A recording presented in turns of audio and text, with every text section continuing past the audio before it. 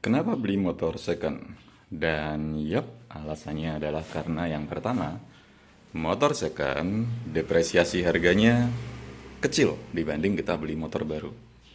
Bayangkan kalau kalian beli motor baru, lewat dari 1 hari saja kalian beli, maka harganya sudah turun beberapa juta, bisa bahkan sampai 5 juta atau 6 juta. Karena hitungannya udah lewat setahun ya, udah dipakai setahun. Misalnya motor tahun 2024, kita beli di 2025, maka harganya akan jadi turun sekitar 5 juta. Paling tidak, bisa sampai 6 juta.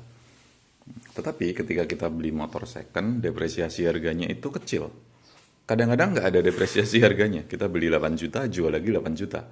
Atau bahkan ketika kalian beruntung, kalian beli 8 juta, jual lagi 9 juta. Bisa banget. Nah, itu yang pertama. Yang pertama, depresiasi harganya sangat-sangat kecil. Yang kedua, kita bisa dapat experience motor baru walaupun kita belinya motor second. Let's say kita beli motor second yang baru 2 atau 3 bulan pakai. Atau bahkan ada motor second yang baru sebulan pakai bahkan. Ada.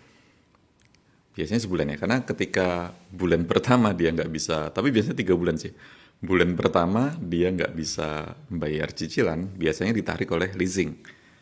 Dan kita bisa beli itu, motor-motor tarikan leasing itu. Dengan kondisi biasanya masih seperti baru, karena baru 3 bulan pakai, dengan kondisi mesin yang masih segel, dengan kenyamanan motor baru, tapi dengan harga second. Ada juga orang yang butuh duit tiba-tiba, dia beli motor, mungkin hasil dari judul, judi online, dapat jackpot, dia beli motor baru, grass, bayar cash, tiba-tiba besoknya, ya biasa kalau judi online itu seringkali menang sekali, kalah berkali-kali. Nah besoknya dia kalah, dia butuh duit, motornya dia jual, mungkin belum sebulan pakai. Itu juga beruntung banget karena kita bisa beli motor second dengan experience motor baru. Terus yang berikutnya adalah pajaknya. Nah, seringkali kalau kita beli motor second dengan yang